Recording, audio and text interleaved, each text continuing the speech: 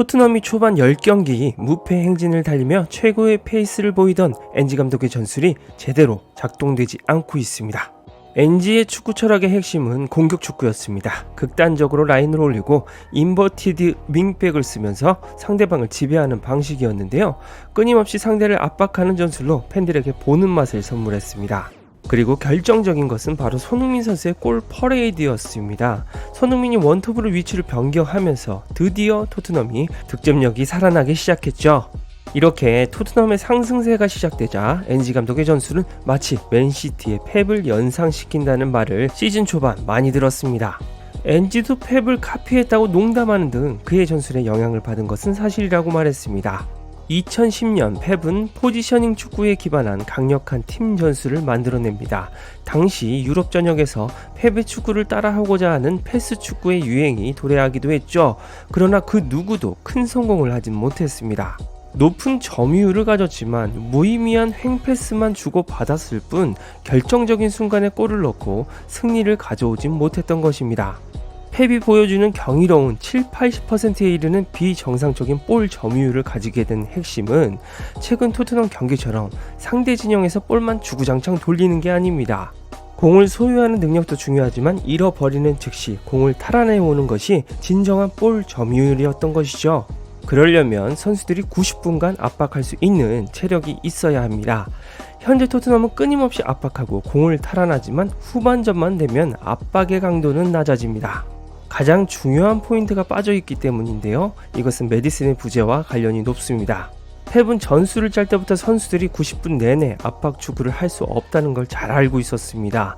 때문에 공을 탈환하고 그 공을 소유하기 위해 대열을 정비하는 시간을 꼭 가졌죠. 그러나 현재 토트넘이 후반전에 급격하게 선수들의 체력이 고갈되는 모습이 포착됩니다. 유럽 대항전도 치르지 않는 리그 집중의 팀에서 쉽게 보기 힘든 장면인데요. 앞서 말씀드린 것처럼 볼을 탈환하고 그 공을 제대로 소유하면서 템포를 조절하지 않기 때문입니다. 메디슨이 부상당하기 전까지만 해도 그 템포를 조율했습니다. 하단, 중단, 상단, 빌드업 모두 메디슨의 영향력이 뻗어 있었죠. 볼을 절대 뺏기지 않고 한두 명 정도는 탈압박해 나오는 기술적인 선수가 이 역할을 해줘야 동료들도 숨을 고를 타이밍도 생기는 법입니다. 마치 파리의 이강인처럼 반칙이 아니면 뺏을 수가 없는 선수가 꼭 필요하죠. 그런데 메디슨이 빠지면서 엔지 감독은 이제 조금 더 다이렉트한 축구를 구사하길 원합니다. 볼 탈환 즉시 골대를 향해 승부를 거는 패턴으로 손흥민을 살리려고 한 것인데요. 이런 장면은 맨시티전 득점처럼 손흥민의 개인 기량을 믿고 거는 도박입니다. 특별한 전진 패스 기술을 요하지 않고 상대 골문 앞으로 도달할 수 있는 간단한 방법이었기 때문입니다. 하지만 손흥민의 장점을 알아채고 대응하는 EPL 팀들의 전술도 생겨나기 마련입니다. 그런데 최근 상대 팀들이 손흥민 때문에 토트넘을 상대로 의도적으로 공소유를 포기하고 있습니다. 그렇게 되면서 템포를 늦추게 만들고 토트넘의 힘이 빠지게 만들고 있죠. 토트넘이 강팀보다도 중하위권 경기에서 역전패가 많은 이유가 여기에 있습니다. 볼 점유율을 60% 이상 소유하면 경기를 지배하는 것처럼 보입니다. 하지만 높은 지역에서의 역습 빈도가 줄어든다는 의미고 손흥민의 날카로움은 떨어집니다. 결국에는 토트넘이 밀집 수비를 뚫고 손흥민에게 패스를 줘야 하는 숙제가 주어지죠. 현재 토트넘 선수단에 스피드 있는 공격수들은 있어도 플레이메이커 성향의 선수가 부족합니다. 로셀소도 사실 슈팅이 좋은 중앙 미드필더에 가까운 선수입니다. 중앙에서 무언가 만들어낼 수 있는 창의성 있는 플레이메이커가 빠진 후폭풍은 슈팅 남발로 이어질 수밖에 없습니다. 중원에서 정교한 패스나 탈압박 드리블로 풀어줄 선수가 없으니 손흥민에게 슈팅 찬스가 나오질 않죠. 그래서 슈팅 마무리가 전부 토트넘의 측면 윙어나 윙백들의 슈팅에서 끝납니다. 볼을 소유할수록 그 슈팅 남발 횟수도 기하급수적으로 올라가는데요. 이런 식으로 상대팀에게 소유권이 넘어가면 악순환입니다. 토트넘은 다시 수비하고 어떻게든 볼을 탈환해 올라와서 밀집 수비에 막힙니다. 그러면 또 허무하게 슈팅하고 또 수비하고 체력이 안 갈리는 것도 이상한 겁니다. 결과적으로 토트넘이 후반에 압박의 강도가 낮아지고 수비의 집중력이 떨어지는 이유도 당연한 겁니다. 그러니까 역전패를 하죠. 물론 웨스트햄전 실점들은 그들에게 운이 많이 따라줬던 것도 사실입니다. 하지만 결국은 전반전에 점수차를 벌리지 못한 게 가장 큽니다.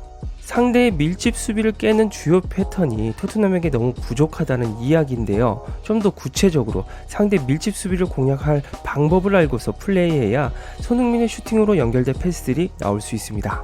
그게 안되면 다른 토트넘 선수들의 무의미한 슈팅 난사를 계속 봐야 하니까요. 최고의 골 결정력을 가진 원톱 손흥민이 전술의 최대 피해자가 될 수밖에 없다는 말입니다. 펩은 이런 말을 한 적이 있습니다. 모든 팀 종목에서 승리하는 비결은 한쪽의 전력을 집중시켜 상대 수비를 그쪽으로 유인하는 것이다. 한쪽으로 모여들어 그들을 유인한다면 반대쪽에 틈이 생긴다. 그런 작업이 끝나면 반대쪽을 공격해서 거기서 득점하는 것이다. 맞습니다. 펩의 말처럼 밀집 수비를 하는 팀을 상대로 제대로 된 슈팅 공간을 내기 위해서는 전략이 필요하죠. 이 장면은 맨시티가 예전에 토트넘의 밀집 수비를 공략한 방법입니다. 중앙 공격수와 반대편 윙어가 토트넘 좌측 센터백과 윙어를 묶어 놓습니다. 때문에 우측에는 아예 프리하게 한 명이 공간이 납니다. 그리고 하프 스페이스 공간에 한 명이 서서 맨시티의 좌측면에는 삼각 패스 구조가 되죠. 하프 스페이스 지역에서 볼을 잡으면 공격을 진행할 수 있는 방법이 상당히 많아집니다. 측면, 중앙 모두 활용할 수 있는 기회와 시야가 생깁니다. 그런데 이 공격의 핵심이라고 할 수 있는 하프 스페이스 공간을 이용해서 밀집 수비를 뚫으려면 가장 중요한 것이 기량입니다. 선수 개개인의 퀄리티도 필요하고 팀 퀄리티도 높아야 합니다. 하프 스페이스 지역에서 날카로운 침투 패스와 키 패스를 넣어줄 전문 패스 마스터가 필요합니다. 또한 측면에서는 상대 수비수를 쉽게 달고 다닐 수 있는 개인 전술이 뛰어난 측면 자원이 필요하죠. 그런데 현재 전문 패서도 부상으로 빠져 있는데 토트넘 측면은 더 엉망입니다. 우측면에서 항상 빠른 템포를 이어갈 수 있는 타이밍을 클루세스키가 늦추고 있습니다. 좌발만 쓸 줄 알기 때문에 다이렉트로 손흥민에게 빠른 크로스가 올라가지를 않는데요. 다시 대형을 촘촘히 짤 시간이 주어집니다. 이 좌측에서는 존슨이 무리한 욕심으로 인해 슈팅을 남발하는 사태까지 나오고 있죠. 밀집 수비를 뚫고 손흥민에게 패스를 연결할 세 가지 포인트는 전문 패서들과 개인 전술이 뛰어난 측면 자원, 그리고 체계적이고 탄탄한 조직력이 필요합니다. 팀의 유일한 월드 클래스인 손흥민이 골도 넣어야 하고 메디슨의 역할도 해야 하고 너무 많이 뛰고 있습니다. 게다가 결정적인 침투 스프린트에서 손흥민이 손을 흔들어도 토트넘 선수들의 패스는 오지 않고 있죠. 웨스트햄의 모에스 감독은 토트넘에게 역전승을 거둔 후 이렇게 말했습니다. 전반전 한 골차 이상으로 뒤지지 않아서 매우 기뻤다. 후반전에 히샬리송이 좋은 기회를 놓친 것이 기억에 남지만 그 이후에는 그다지 많지 않았다. 전반전에는 두세 번의 패스를 넣는데 어려움을 겪었고 몇 번의 슈팅도 뜻대로 되지 않았다.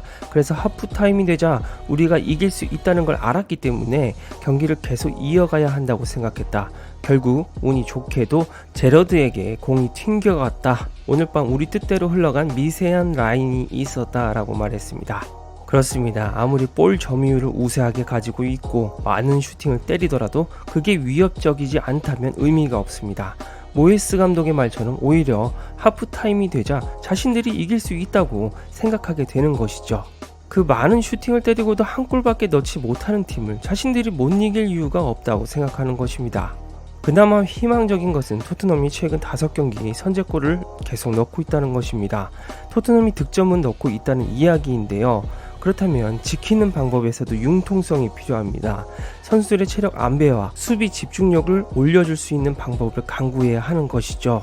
그리고 가장 핵심은 손흥민을 제대로 쓸 수 있게끔 동료 선수들에게 확실한 지원을 받아야 합니다.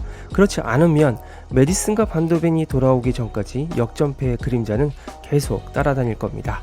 이상 축구용이었습니다. 행복한 하루 되세요.